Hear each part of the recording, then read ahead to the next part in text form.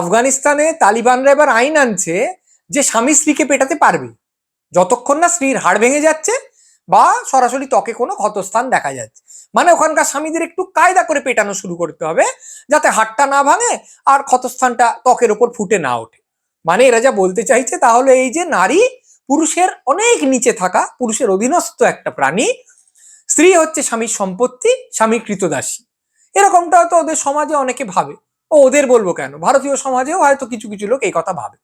কিন্তু তাই বলে গার্হস্থ্য হিংসার একটা আইনি অনুমোদন হতে পারে, এটা বলে দেওয়া যেতে পারে যে স্বামী স্ত্রীকে পেটাতে পারে, এর একটা আইনি সমর্থন আছে, এ কথা কেউ এর আগে ভাবেনি। আচ্ছা ধরো যাক মারতে গিয়ে হাড় ভেঙে গেল, এবার কি হবে? এবার স্ত্রী যদি অভিযোগ জানায় আর স্বামী যদি দোষী প্রমাণিত হয় তাহলে তার 15 দিন অব্দি জেল হতে পারে। কিন্তু অভিযোগ জানাতে গেলে স্ত্রীর সঙ্গে যেতে হবে একজন পুরুষ অভিভাবক। কে যাবে? তাহলে স্বামীকেই যেতে হয়, অথবা শ্বশুর বাড়ির অন্য কোনো একজন পুরুষকে, যে খুব সম্ভব এই মাঠটা যে হওয়া উচিত সেইটা মনে করে। আর স্ত্রী যদি শ্বশুর বাড়ি থেকে পালিয়ে গিয়ে বাপের বাড়ি গিয়ে কাউকে নিয়ে চলে যায়, বাবা বা দাদা কাউকে নিয়ে গেল, তাহলে স্ত্রীর শাস্তি হবে 3 মাস জেল নাকি একটা শাস্তি আছে। আচ্ছা তর্কের খাতিরে ধরা গেল স্বামীই গেল, কি সঙ্গে কেউ একটা গেল, গিয়ে বললো হ্যাঁ ওকে মারা হয়েছে আপনি বিচার করুন। এইবারে একটা ধাঁধা, সেটা হলো পুলিশকে বা জজ সাহেবকে তো এই স্ত্রীকে দেখাতে হবে যে কোথায় মেরেছে। ধরা যাক হাতে মেরেছে।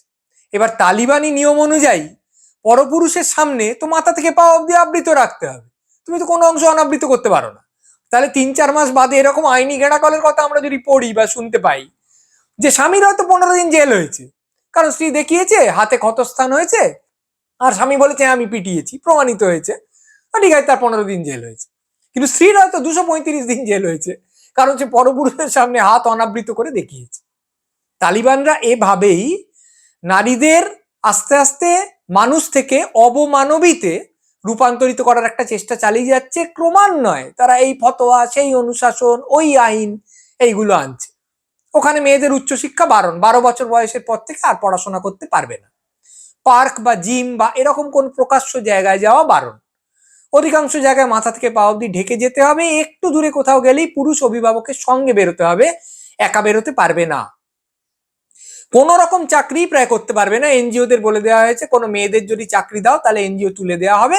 আর সমস্ত বড় বড় চাকরি থেকে আস্তে আস্তে ছেটে ফেলা হচ্ছে। রাজনীতিতে ঢোকার তো কোনো প্রশ্নই ওঠে না। এবং অনেক জায়গায় এরকমও বলা হচ্ছে যে যেখানে একটি মেয়ে একটা ঘরে থাকবে সেখানে জানলাটা বন্ধ করে রাখো বা পর্দা দিয়ে রাখো, মানে মেয়েটা যাতে বাইরে না দেখতে পায়। অবশ্য বলা হয়েছে বাইরে থেকে কেউ যদি মেয়েটিকে দেখতে পায় তাহলে তার মনে কুচিন্তা উদিত হবে, সেই জন্য এই ব্যবস্থা।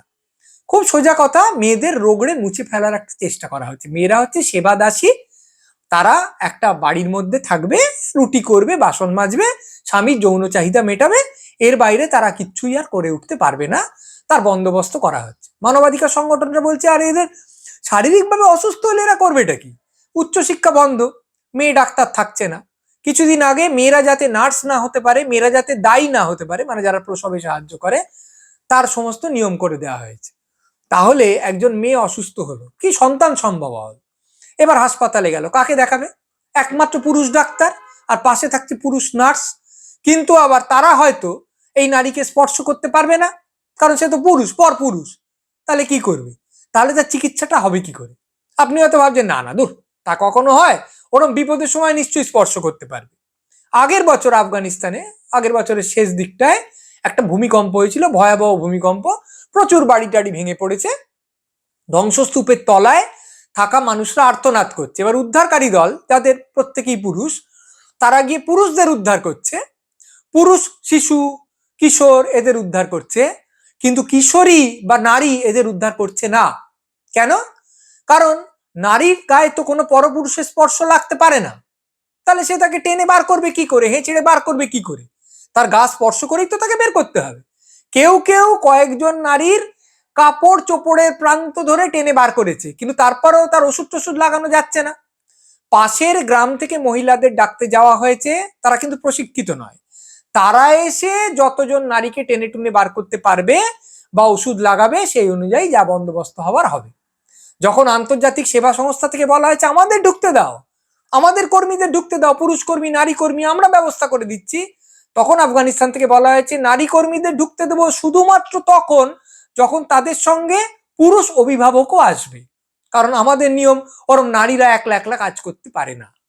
তার মানে যত বিপদ হোক, জীবন মৃত্যুর ব্যাপার হোক, একটা ধ্বংসস্তূপের তলায় পাশাপাশি দুজন লোক আর্তনাদ করছে, আর আমি সেখানে লিঙ্গ মেনে একজনকে উদ্ধার করছি এবং আরেকজনকে মরে যেতে দিচ্ছি, এ কিন্তু সোজা কথা নয়।